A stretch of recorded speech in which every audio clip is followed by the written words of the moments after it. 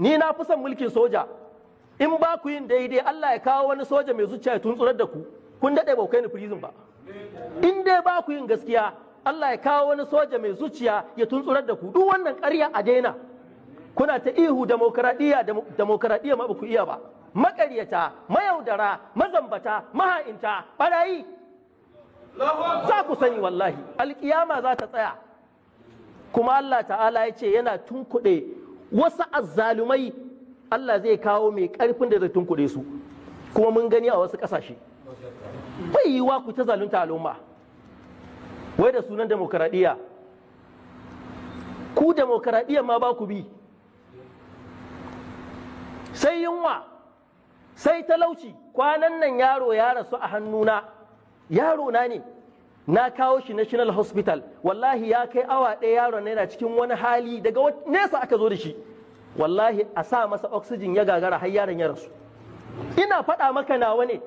Akwai yarinya da yanzu ta tasa ta kai budurwa, na kai ta asibitin gwamnati a Kubuwa da asibitin kuɗi da nan cikin gari asibiti 5, wallahi babu inda aka karbi yarinyar.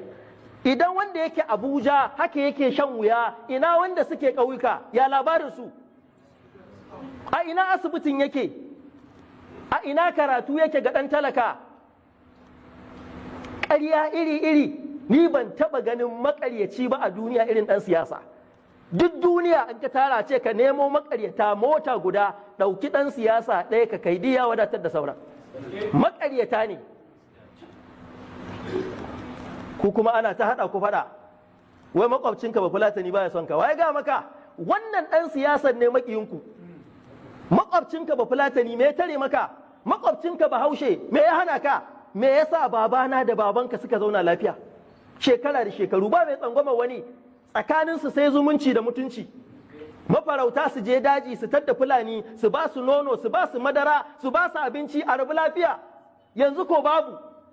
Ka je ka duba irin kyakkyawar alaƙa tsakanin ƙabilar Birom da Fulani, abokan wasan juna ne ma.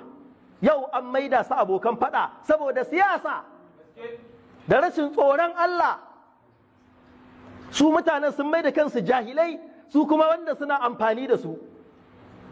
Me yasa su ba sa faɗa? A majalisa wani yare ne babu? Wani addinin ne babu?